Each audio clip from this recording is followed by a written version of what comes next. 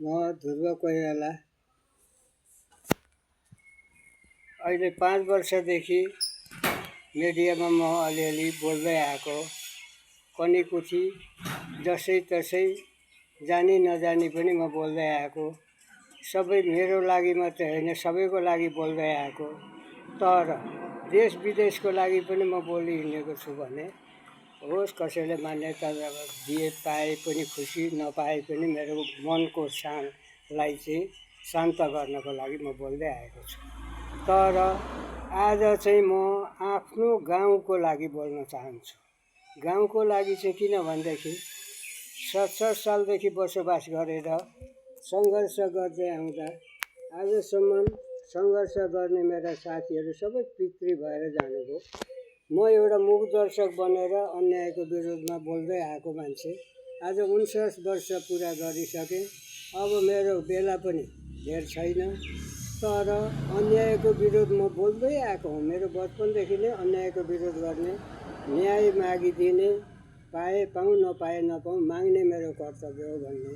तर यहाँनिर यो जमिन कस्तो पर्यो, मै बसेको अहिले जो भानुग्राम भनिन्छ, यो भानुग्राममा चाहिँ जग्गा त्यस्तै पर्यो। खाल जमिन परेकाले भागा लगाउँदाखेरि पनि लामो भागा परिदियो। अब गाउँ टाढा भइदियो। उँधोको पनि दक्षिणको रोड पनि टाढा, उत्तरको रोड पनि टाढा। उत्तर दक्षिणको त बरु उतापट्टि फाँकामा त छ, तर यो खाल जमिन परेको ठाउँमा चाहिँ रोड बाटो छैन। त्यसको लागि 2014मा लेखायौँ, पास गरायौँ गाउँ सबै मिलेर। तर आधा पूर्व पश्चिमको एउटा र उत्तर दक्षिणको एउटा गरिएको थियो, तर त्यसलाई क्यान्सल गराइयो। फेरि मार्क्स पिटिसनै बनाएर चाहिँ त्यसलाई यो गरिकन सुरु गरेको पनि आधा काम भइसकेपछि रोकियो। किन पूर्व पश्चिमको पनि आधा मात्रै आयो, उत्तर दक्षिणको पनि आधा मात्रै आयो, पुरा हुन पाएन। मनिराम ग्राम पञ्चायतद्वारा 100 दिने काममा चाहिँ गरिएको बाटो, खनिएको बाटोलाई सञ्चालन भएन। बार साल लेखालेखी गरियो या प्लानिङमा हालियो। प्लानिङमा हाल्ने बेलामा हालियो, तर भरे छैन। त्यहाँको बाटो अन्त बनिन्छ, यहाँ बाटो बनिएन। त्यो हुनसक्छ मैले कोही गल्ती गरेँ होला, कसैलाई पिर पऱ्यो होला। त्यो व्यक्तिगत मलाई किन साधन गर्नुहुन्छ तपाईँहरूले? मेरो रिसले यहाँको जनतालाई चाहिँ किन सौत्याले व्यवहार गरेर चाहिँ आज राजनेता र जनप्रतिनिधिले अनि प्रशासनले काम नगरिदिएकोले गर्दा म खिन्न भएर बोलेको छु आज। चाहे मलाई जसले जे गर्नुपर्छ गर, तर यसरी यो भानुग्रामलाई चाहिँ सौत्याल्ने व्यवहार किन गरेको? जब पास हुन्छ यहाँको चिज अन्त जान्छ, यहाँ हुँदैन। के यो निराजको मुलुक हो? न त पञ्चायत समितिले पञ्चायत पहिला थिएन, पञ्चायत भएपछि त गर्ला भनेको त पञ्चायतलाई त काँक्रालाई काँक्रो हाल्यो, काँक्रै धनी। जिटिएमा पऱ्यो, अब जिटिएले गर्ला भन्दा जिटिएको त झन् साह्रो मुख देख्न पनि पाइँदैन। अनि यो बाटोको लागि यो काला पानी, पहिलाको काला पानी थियो र अन्डमान निकोबार, आफू त पुगिएको छैन, तर पनि यो काला पानी जस्तो भएको छ। उत्तरको बाटो, स्कुलको बाटो पनि धेरै माथि छ। दक्षिणको पनि कोलाबारी फरेस्ट जाने बाटो धेरै तल छ। बिचबाट बाटो छैन। फेरि ठाडो पनि छैन, उत्तर दक्षिण पनि छैन, पूर्व पश्चिम पनि छैन। यसको लागि गरिदिनुहोस् भनेर मैले बहुत रिक्वेस्ट गरेँ, तर मौखिक पनि गरेँ, व्यक्तिगत पनि गरेँ। अब माग पनि गरियो, लेखाइयो। लेखाउने बेलामा लेखाइयो, सालै पछि लेखाउनु तर क्यान्सल गराउनु। अनि यो खालको अन्याय यहाँको जनतामाथि किन अपराध गरेको? त्यसकारण अब जहिले पनि भोट आउँछ, अब लौ यो गरिहाल्छौँ भन्यो। अब भोट गयो, छैन। न नेताको मुख देख्न पाइन्छ, न त त्यो जनप्रतिनिधिको पाइन्छ। जनप्रतिनिधि र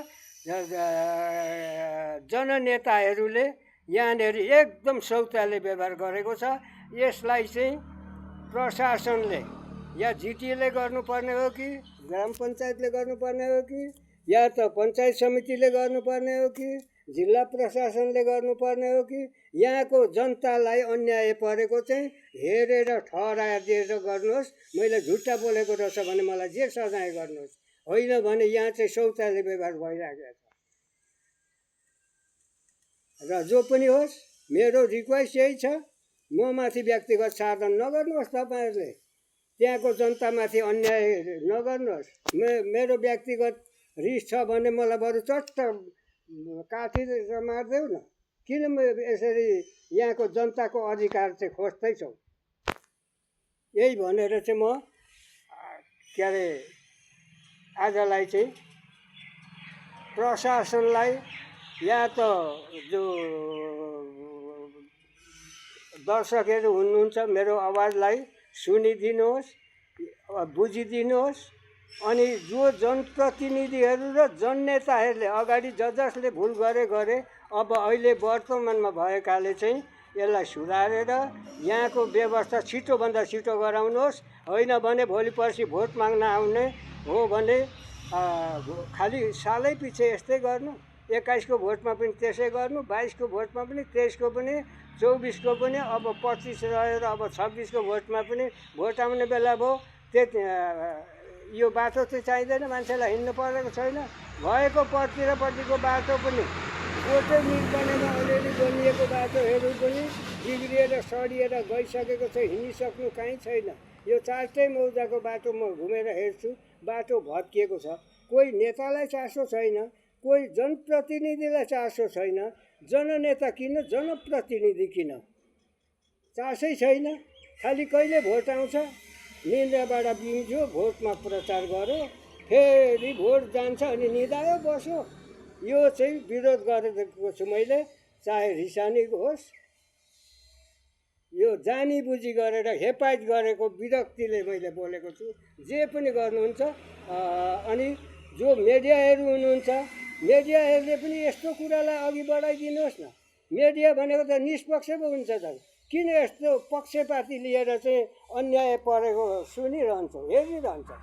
यो चाहिँ मलाई चित्त नबुझेको कुरा, मनको दिल पोखे।